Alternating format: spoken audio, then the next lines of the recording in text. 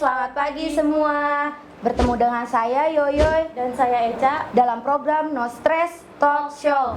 Bintang tamu kali ini kita kedatangan Kak Iis. Kak Iis itu pernah mengajar di kompetensi multimedia loh. Dan hari ini kita akan membahas tentang multimedia dan mengulasnya secara dalam. Yuk kita tanya-tanya yuk.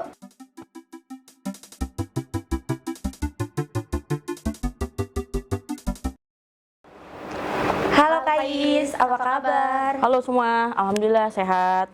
Kita ingin memahami tentang desain grafis nih Kak. Menurut Kakak desain grafis itu apa sih Kak? Oke, desain grafis itu adalah proses komunikasi. Proses komunikasi di mana komunikasinya itu disampaikan secara visual dengan elemen visual melalui entah itu dari teks, entah itu dari gambar, grafik, dan etc. lainnya. Nah, karena sekarang orang membaca informasi hanya sebatas kata saja tanpa ada desainnya, tanpa ada layoutnya, itu terkadang terkesannya boring. Jadi desain grafis itu adalah proses komunikasinya yang harus disampaikan dengan seseorang itu menggunakan gambar, menggunakan desainnya. Jadi kayak misalkan contoh, kalian ke rumah sakit nih, ada namanya flyer tentang bahayanya apabila kita terserang DBD. Nah, apabila kalau cuma dijelaskan secara teks saja, nah itu kelihatannya akan kurang visualnya dan orang nggak ngerti nih. Kalau misalkan pencegahan DBD itu seperti apa aja. Nah, jadi seperti itu desain grafis. Kalau begitu Kakak kira-kira sudah berapa lama ya belajar desain grafis? Oke, kalau desain grafis itu saya belajar sejak saya sekolah menengah kejuruan. Saya di jurusan multimedia. Nah, jadi saya ngambil multimedia, dan multimedia itu kan cabang ilmunya banyak ya. Iya. Nah, multimedia. Multi itu banyak. Media itu adalah alat. Jadi bisa dikatakan banyak alat, tapi multimedia itu banyak cabang. Contohnya, multimedia itu ada desain grafis tersendiri. Yang kedua ada juga fotografinya. Ya, broadcast lah bahasa sekarang. Nah, ada juga web desainnya, ada juga animasinya. Tapi di dalam komponen itu semua, tapi ada lagi pembagiannya, multimedia. Nah, saya belajar di SMK desain grafis. Yang saya tekunin itu di bidang desain grafis sama fotografinya. Ternyata passionate saya tuh di situ. Nah, jadi multimedia kan banyak nih cabangnya. Kalau kamu nggak bisa fokus ke sini, kamu bisa fokus ke sini. Nah, makanya yang saya bisa selama saya di multimedia itu adalah di desain grafis, sama fotografi, ya animasi ya juga lah. Dan web desain dasar lah, karena memang ternyata bakat kita nggak di situ. Ya. Jadi tergantung masing-masing kita. Tergantung fashion. Nah, tergantung fashionnya. Iya. Berarti cukup lama ya Kak belajar desain grafis? Ya, lumayan lah. Sejak SMA. Kemudian Kakak selama belajar desain grafis itu secara otodidak atau les private? Nah, kan sekolah nih, saya dari sekolah, ya kan. Tapi sebenarnya jujur saya itu nggak bisa desain. Saya baru masuk sekolah SMA itu nggak langsung desain. Justru malah saya nggak suka desain, karena bagi saya susah. Kenapa susah? Karena saya mendapatkan ilmunya juga kurang ya pada saat itu di yang saya dapatkan. Saya belum mengerti nih gimana nih ngedesain tuh gimana sih, bahkan benci gitu kan. Apalagi gambarnya secara langsung. Nah itu kan saya belum bisa tuh secara manual seperti itu. Nah lalu kemudian saya itu karena saya udah mengenal dunia multimedia seperti ini. Nah, ketika saya berpergian nih, misalkan saya pergi ke mall, atau saya pergi ke kafe, atau saya pergi ke sebuah fasilitas umum, itu banyak banget banner atau flyer atau pamflet. Nah, dari saya lihat pamflet itu, saya terinspirasi nih. Ini cara bikinnya gimana ya, gitu kan? Kok bisa ya bikin gambar di kertas dengan gambar-gambar atau layout yang bagus dilihatnya dan menyampaikan informasinya itu nggak monoton gitu. Nah, pada akhirnya saya belajarlah pakai YouTube juga. Saya pertama kali belajar di sekolah itu kan menggunakan CorelDRAW nih.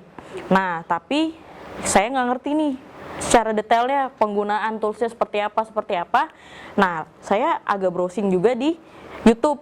Nah, misalkan nih, saya itu pertama kali saya ingat saya pertama kali bikin desain itu adalah bikin karakter Doraemon. Nah, si Doraemon itu kan adalah kartun yang suka digemari sama semua kalangan anak-anak ya. Nah, makanya abis itu saya mau nyoba, pengen deh nyoba Doraemon nih ya kan, dengan Corel Draw. Akhirnya saya diajari dengan itu dulu, dengan cara duplikasi. Saya belajar, saya matengin, belajar toolsnya si Corel seperti ini. Ternyata pas berhasil, seneng gitu. Walaupun itu masih jadi dari karakter ya. Itu tapi saya belum bisa desain pamflet atau banner. Memuaskan hasil. Nah makanya saya tetap tuh kayak selalu lihat pergi kemanapun saya ngeliatnya, ih bagus sih, saya pengen bikin kayak gini saya pengen bikin kayak gini nih, ih bisa deh. Ya udah akhirnya saya bisa lah desain. Dan salah satunya juga kan saya juga aktif ya di organisasi remaja. Jadi terkadang teman-teman saya itu mempercayakan saya, lu bisa nggak bikin desain?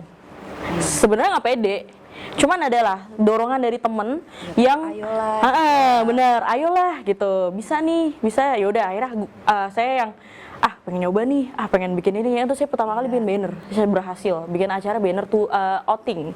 Nah saya bikin tuh outingnya anak-anak, saya bikin, saya lihat di Google, terus habis itu saya matengin soal toolsnya di YouTube. Alhamdulillah bisa, sampai akhirnya desain saya itu berkembang tuh.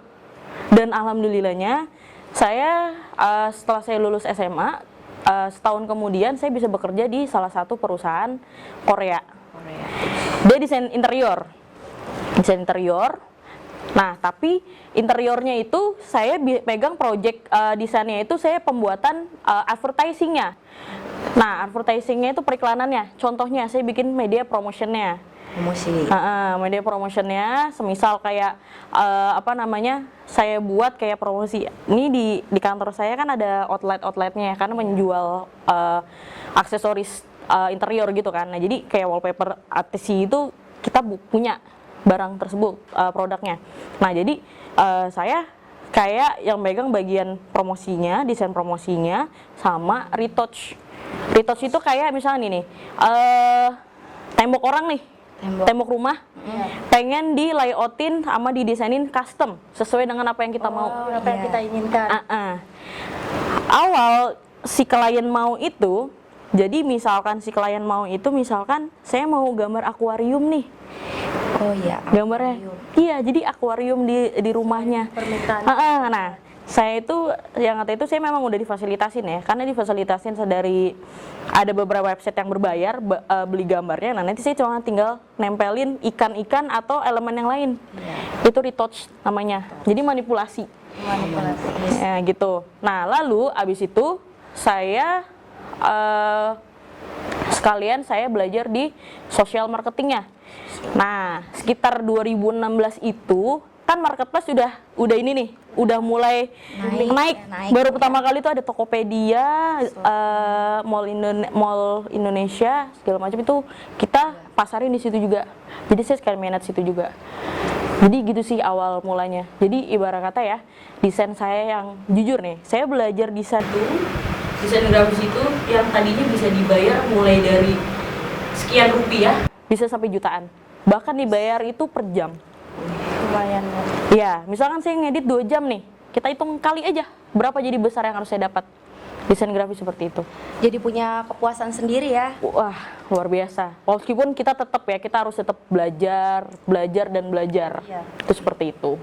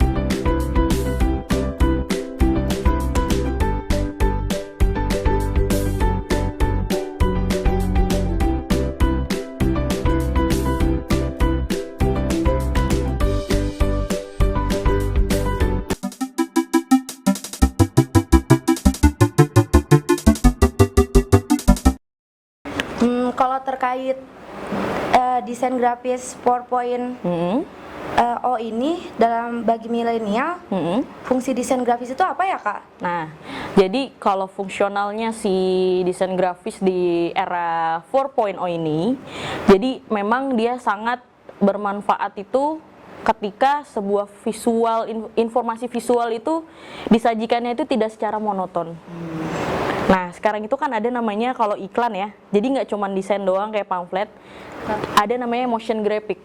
Motion graphic. Jadi semua elemen gambarnya itu, desainnya itu bergerak.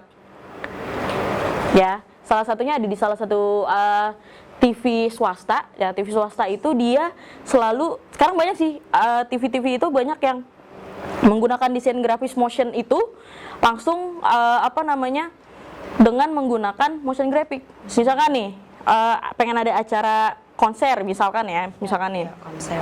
Nah, misalkan kayak nantikan acara misalkan malam puncak misalkan. Nah, itu nanti ada ininya dulu, motionnya. Misalkan kayak ada bintang tamunya dulu atau si karakter grafiknya itu. Nah, terus habis itu ada teksnya lagi, saksikan. Terus ada nanti gimana modelnya, itu namanya motion graphic. Nah, jadi di bagi era fungsional di 4.0 itu banyak banget desain itu dijadikan motion graphic sih. Jadi biar nggak terlihat monoton. Jadi dilihatnya itu, iya, karena memang era sekarang itu kalau sesuatu yang diiklankan tapi dilihatnya atau di konsepnya monoton, itu kayak kurang Enak dilihat, kurang enak dipandang. lah. Betul. Kayak cuman pengumuman pakai kertas putih, itu apa enak ya dilihat? Iya, nggak enak. Nggak enak ya. Nah, memang seperti itu. Nah, makanya itu harus banyak desain grafis itu harus dikembang-kembangkan. Contohnya juga pakai animasi, informasi lah. Misalkan nih tutorial ya, tutorial. Nah, buat Gmailnya sini juga perlu. Jadi misalkan tutorial misalkan mensablon baju. Kan ada tuh mesinnya sekarang yang udah digital ya. Iya. Itu udah gampang. Dulu mah ya, dulu tuh pakai raket. Nah, Terus bentuk warnanya iya, itu harus sekarang mah cuman tinggal masukin gambar di mesinnya tersebut, kita siapin kaosnya.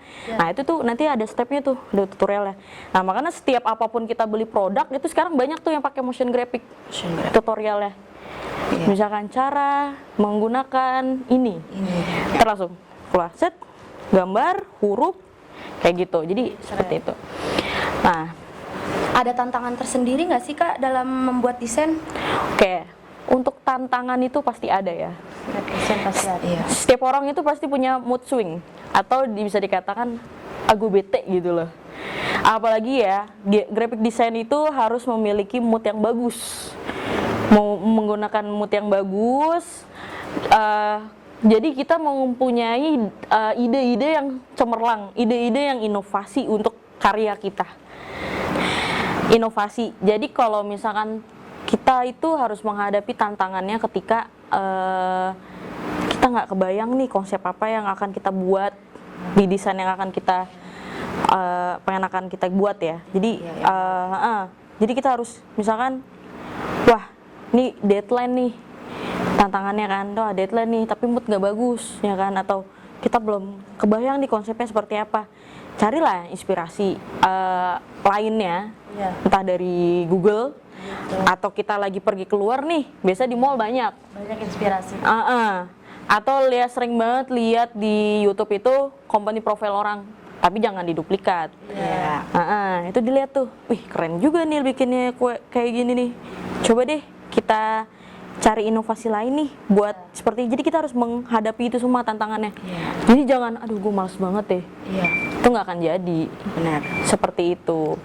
Nah, habis itu jadi kita udah ketemu nih, kita sudah ngelewatin semuanya, yaudah plong kita kerjain. Ya, enak kayak gitu ya. Tuh. Berarti kalau dalam keadaan mood yang buruk, hasilnya juga ikut berantakan ya Kak? Wah pasti. Kalau misalkan kita punya moodnya lagi kacau, ya kan, kita pengen ngedesain, jangan dulu deh. Jadi cari-cari vibes yang bikin kita tuh enjoy. Jadi kayak misalkan yang suka ngopi aja dulu sambil cari inspirasi, ya kan? Atau yang Suka main musik aja dulu. Atau lagi jogging nih sambil cari inspirasi sambil jogging, itu juga bisa tuh. Jadi bisa otak dan pikiran kita itu jadi fresh, jadi plong. Karena kita, bener, moodnya balik lagi. Terus kalau misalkan ada hal-hal yang mengganggu, ya jangan digubris lah, jangan di ini. Jadi kayak kita harus tetap fokus nih, apa yang pengen saya kerjakan dulu nih. Oh iya nih, ternyata deadline-nya udah tinggal sehari nih, tapi mood jelek banget nih. Ya harus cari vibes yang lain dulu, vibes yang suka kita lakukan, yang bikin kita enjoy, baru kita lanjutin pekerjaan kita. Seperti itu. Diri kita sendiri aja. Iya, betul. Kayak gitu. Wah, seru juga ya desain grafis, apalagi kalau kita terjun langsung di dunia industri kreatifnya. Kak, kira-kira ada saran yang mau disampaikan kepada kita dan teman-teman semua nggak? Oh, mungkin saya akan kasih pesannya itu soal karya ya. Jadi gini, khususnya buat teman-teman semua, adik-adik semua yang sekolahnya itu di menengah kejuruan industri kreatif, multimedia atau lainnya yang selalu harus mengeluarkan sebuah karya. Nah, itu kita itu harus selalu mempunyai dorongan, gue harus punya portofolio nih, karya gue nih. Karya sendiri. Karena sebenarnya penting loh, dunia pekerjaan tuh penting. Kenapa penting? Ketika kamu nih, SMK itu sebenarnya udah bisa langsung kerja nih, tanpa, maksudnya belum kuliah dulu atau seperti apa, karena kan kita harus diajarkan kompetensinya. Misalkan kita mau ngelamar di salah satu perusahaan, entah production house atau media, jadi kalian bisa gunakan portofolio yang kalian punya, yang kalian miliki untuk sebagai lampirannya. Misalkan ada yang mau jadi video editor, coba deh karya-karya kamu, linknya dikumpulkan terus diberikan. Karena saya termasuk orang yang beruntung ya. Kenapa? Jadi saya lulus sekolah SMK, itu saya belum kuliah dulu. Saya punya nih portofolio banyak nih, dari desain saya ada sama video editor saya. Jadi saya pernah ngelamar jadi video editor, saya kerja di PH, itu dengan portofolio saya. Nah, dengan itu semua perusahaan tersebut itu yakin gitu kalau saya bisa jadi kandidatnya bekerja di situ. Nah, makanya itu sangat penting. Jadi pesan buat dari saya, jangan bosan-bosan atau jangan males berkarya. Karena berkarya itu penting. Apalagi kita hidup di dunia ini, berkarya itu harus penting. Nah, karena makanya kita, kalau misalkan kita nggak berkarya di selama kita hidup, kita nggak punya skill yang akan kita tonjolkan pada diri kita, ya kita tidak bisa jadi apa-apa gitu. Makanya semangat. Jadi tetap saya punya nih, misalkan nih, saya punya bakat nih jadi script writer, atau saya punya bakat nih di graphic design, cuman saya belum pede untuk mengeksplor itu semua. Nah, jadi seperti itu. Makanya semangat terus deh untuk berkarya. Ingat ya teman-teman di rumah, pesan yang disampaikan dari Kak Iis. Terima kasih ya Kak Iis sudah main-main ke program acara kita. Sama-sama. Jangan bosen-bosen buat main ke sini. Pastinya. Terima kasih juga udah ngundang. Kami pamit undur diri, saya Eca Dan saya Yoyoy di program acara Non Stress Talk Show. Bye-bye.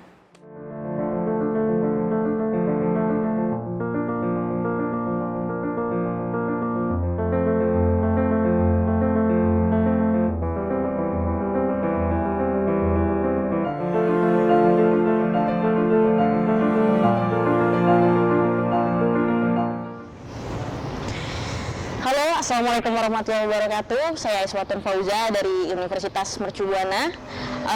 Untuk siswa dan siswi SMK Salam, menurut saya siswanya sudah cukup untuk beranjak ke jenjang yang lebih selanjutnya ya. Contohnya di dunia produktif di sini sudah sangat diajarkan dengan baik. Karena di sini sudah diajarkan dengan pengambilan gambar, desain grafisnya, dan juga sudah diajarkan juga set untuk membuat syuting set studio, itu juga sudah dipersiapkan. Nah, untuk kedepannya, untuk siswa dan siswi SMK Salam, mereka akan siap menghadapi semua rintangan dan juga persaingan di dunia pekerjaan. Nah, untuk bakat minat mereka harus terus mempersiapkan dengan terus belajar, dan juga untuk mencapai apa yang profesi yang akan mereka inginkan. Nah, untuk selanjutnya, untuk di SMK Salam jangan lupa untuk juga terus mendukung support dan dari fasilitas mobilisasi semuanya untuk kebutuhan siswa dan siswi SMK Salam. Mungkin itu aja, terima kasih. Assalamualaikum warahmatullahi wabarakatuh.